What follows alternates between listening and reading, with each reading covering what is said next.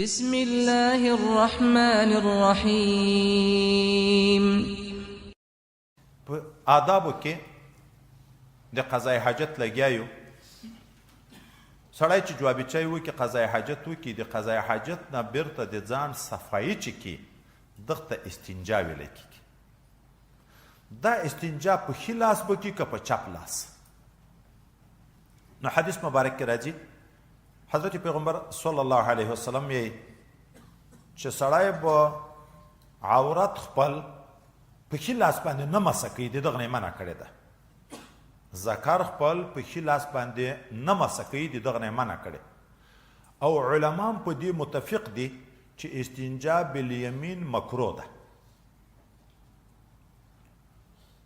یو خو عذر ده، خو دا مستثنا. د سړي ښی لاس پرېږده، ښی لاس یې زخمي ده، معذور ده، چپ لاس، نو خو مجبور ده هلته خو به په ښي لاس باندې استنجا وایي. نه عذر حالت نه، د اختیار په حالت کې دا خبره ده چې سړي چپ لاس روغ وي په ښي لاس به استنجا نه وایي.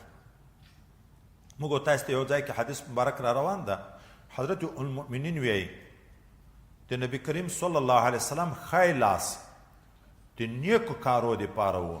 خوړل په ښي لاس، چیکل په ښي لاس، شروع په ښي طرف، او مزمزې ته په ښي لاس اوبه اخیستل، استنشاق ته په چپ لاس اوبه اخیستل په ښي لاس، خو چپ د ماورا دپاره و. بیرته پزه سوڼول کې چې د خطر د ککړېدن د آب بیا په چپ لاس سوڼیې. استنجا به په چپ لاس باندې وایې. چا د تحقیر جانب د هلته به چپ لاس استعمالوي. د څه وجې نه؟ نکته څه شی ده؟ یو د دې طرف وجه نه چې ښی لاس اشرف ته، ښی طرف اشرف ته تر چپ لاس طرف نه اکرام د یمین ده. دوم دا چې انسان چې په ښي لاس باندې استنجا وایي کله د ډوډۍ په مابین کې دغه حالت ور په یاد شي چې په دغه لاس مې هغه ګندګي صفا کړې ده، نو د خپل لاس نه یې کرکه کېږي او ډوډۍ خوړل بیا ورته ګران شي. نو داسې عمل کمه چې بیا وروسته پورې په عذاب په د خپل عمل پورې. خو د ښی لاس ذکر ته وروړن دا خو حدیث کې صریحي راغله چې نبی علیه السلام منع تر کړې ده. د ښځې قبول وای په دغه حکم کې ده. خوشحال وری دبور هغه صریحي دلته نه ده ذکر شوی، هغه هم په دغه حکم کې ده. ځکه تیږې استعمالول استنجا ده چې دا وروسته باب کې ذکر کېږي. د استنجا بالیمین نه نبی علیه السلام منع کړی. نو مخ لوري ته که تیږې استعمالوي هم استنجا ده، که شا لوري ته استعمالوي هم استنجا ده.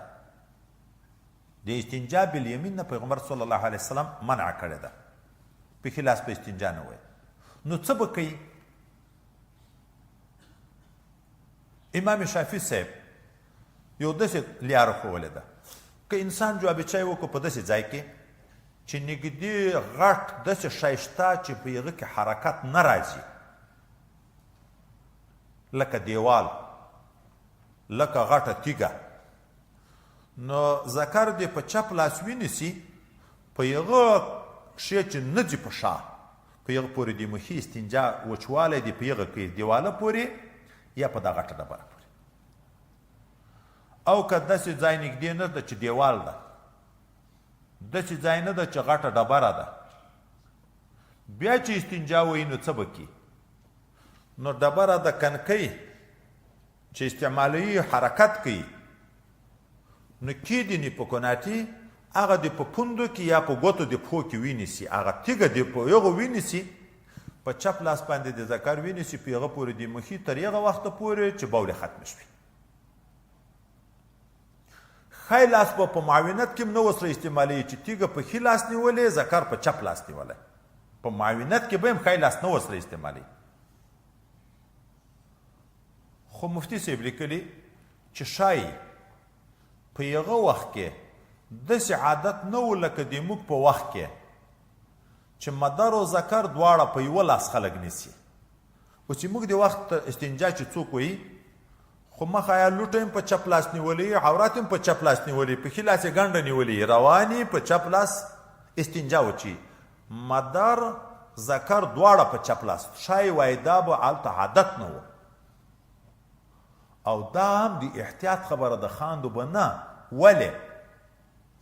وایي چې دواړه په چپ لاس دي دغه چپ لاس د تلویز خطر شته کې که نشته خصوصا په ډبره پورې بولې منډې وهي تا ډبره راواخیسته اودس وچې په ذکر کې لیا بولې څاڅکي ډېر وي ادې چې ذکر ته ونیوه دغه بولې چې په لاړې هلته یې تا ګوته د در ورسېږي نو دغو دومره احتیاط